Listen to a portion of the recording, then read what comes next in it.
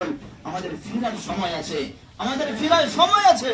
আমরা মনে মনে ভাবছি মসজিদ করে দিলাম, মাদ্রাসা করে দিলাম, দলিলের দরকার নাই, রেকর্ডের দরকার নাই, রেজিস্ট্রি করার দরকার নাই।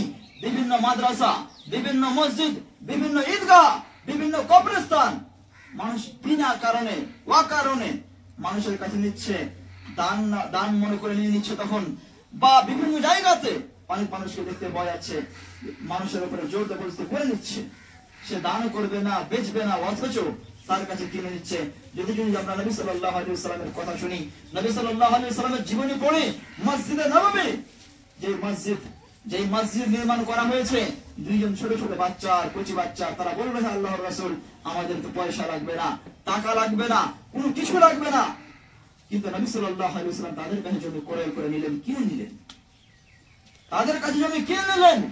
আজকে আমরা মসজিদ নির্মাণ করছি জায়গা কিনে, খুব ভালো বিষয়, আমরা খুব ভাগ্যশীল যে আমরা নিজের পয়সা দিয়ে জায়গা কিনে মসজিদ করছি, নিজের পয়সা দিয়ে জায়গা কিনে মসজিদ করছি।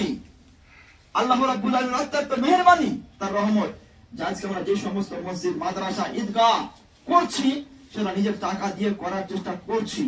আল্লাহ রাব্বুল আলামিন আমাদের সকলকে এই সমস্ত জিনিসে বেশি বেশি করে হিস্সা দেওয়ার তৌফিক দান করুন, আমিন। আল্লাহ রাব্বুল আলামিনের কাছে আরো দোয়া করি যে এই যে বিলটা পাস হয়েছে, অনেক মানুষ আতঙ্কিত, অনেক মসজিদ আতঙ্কিত, অনেক মাদ্রাসা আতঙ্কিত, অনেক কবরস্থান আতঙ্কিত, অনেক ইসলামী ফান্ডের জায়গা, যে ওয়াকফের যে জায়গাগুলো আছে, দান করা জায়গাগুলো আছে, সমস্ত জায়গার ব্যাপারে বিভিন্ন রকম ভাবে আলোচনা হচ্ছে। সরকার সেখানে পদক্ষেপ করছে, সেই জায়গাগুলোতে সরকার বলছে আমাদের জায়গা।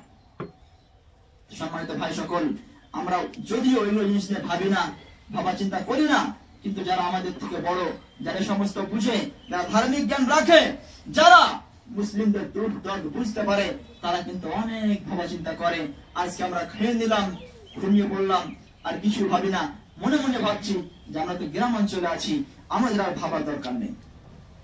সম্মানিত ভাই সকল, কিন্তু আল্লাহ রাব্বুল আলামিন এই সমস্ত জিনিস পড়ার পর বলছেন যে মানুষকে এই সমস্ত জিনিসগুলো দেওয়া হয়, ফিতনায় মুবতালা করা হয়, তাদের প্রতি জুলুম করা হয়, তার এক নাম্বার কারণ হচ্ছে এটাই যে তারা নিজের হাত দিয়ে এমন ভাবে গুনাহ করে যে গুনাহ করার কারণে আল্লাহ রাব্বুল আলামিন তাদেরকে বিভিন্ন রকম ফিতনায় মুবতালা করেন, তাদেরকে বিভিন্ন রকম ভাবে পরীক্ষা করেন। আজকে মানুষ ভয়ে আতঙ্কিত যে বিজেপি সরকার আমাদের উপরে, যে সরকারের যদি আমরা দেখি তাদের মত, তাদের সাপোর্ট, তাদের যে জিত আছে, তারা ঐক্যবদ্ধ হয়ে জিতেছে, তারা যে কোনো বিল চাইলেই পাস করতে পারছে, যে কোনো বিল। আজকে দেখেন অনেক কিন্তু সরকার সতর্ক করছে, এই বিজেপি সরকার হওয়ার পরেও মানুষকে সতর্ক করছে, নিজের আধার কার্ড আপডেট করেন, নিজের ডকুমেন্ট ঠিক করেন।